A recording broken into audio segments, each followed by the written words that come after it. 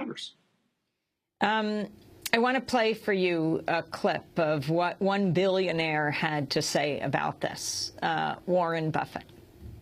But I think that people at the high end, people like myself, should be paying a lot more in taxes. We have it better than we've ever had it. They say you have to keep those tax cuts, even on the very wealthy, because that is what energizes business and capitalism. The rich are always going to say that, that just give us more money and we'll go out and spend more, and then it'll all trickle down to the rest of you. But that has not worked the last 10 years, and I hope the American public is catching on. That's Warren Buffett being interviewed by ABC's Christiane Amanpour, David Cay Johnston. How many billionaires are lobbying for what has happened, or how many billionaires agree with what Warren Buffett has to say? Well, there's actually a substantial number of very wealthy people in America who do not agree with these policies, who believe that they should be paying higher taxes, and who said so.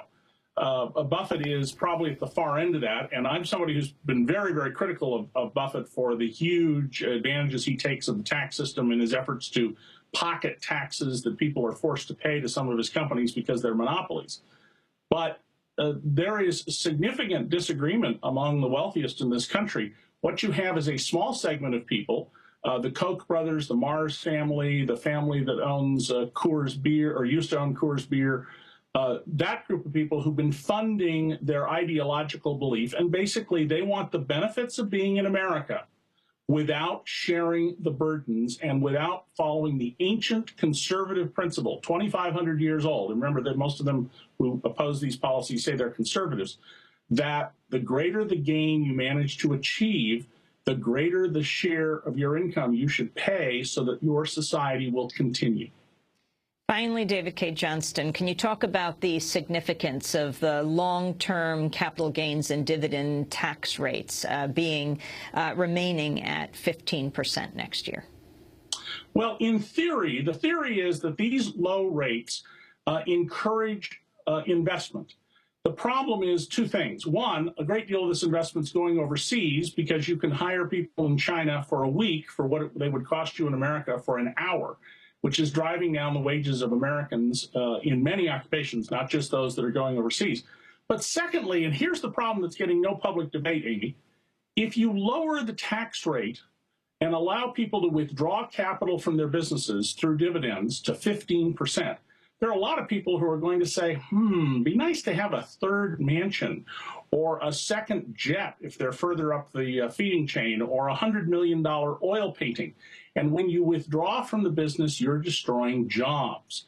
We used to have high taxes on business, and businesses complained about it, but the business owners were forced by that to reinvest in the business and create jobs. Low taxes encourage withdrawal from business, which means destroying jobs and putting money into unproductive uses like buying nice art to hang in your home. Your response to the Illinois Democratic Senator, Dick Durbin, one of the most powerful in the Senate, who said he understands opposition to the bill from liberal Democrats outraged over the substantial relief given the wealthy in estate tax provisions.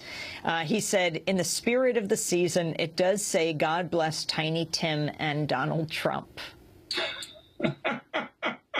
Yes, well, I think Tiny Tim probably is going to go hungry Christmas Eve under this bill compared to Mr. Trump, who will be able to continue flying around in his personal Boeing 727 jet. David Cay Johnston, I want to thank you very much for being with us. Pulitzer Prize-winning investigative journalist, columnist for tax analyst, professor at Syracuse University. His most recent book, called Free Lunch, How the Wealthiest Americans Enrich Themselves at Government Expense and Stick You with the Bill. He's a former reporter for the New York Times. David, stay warm up there. Maybe I will. This is Democracy Now!, democracynow.org, The War and Peace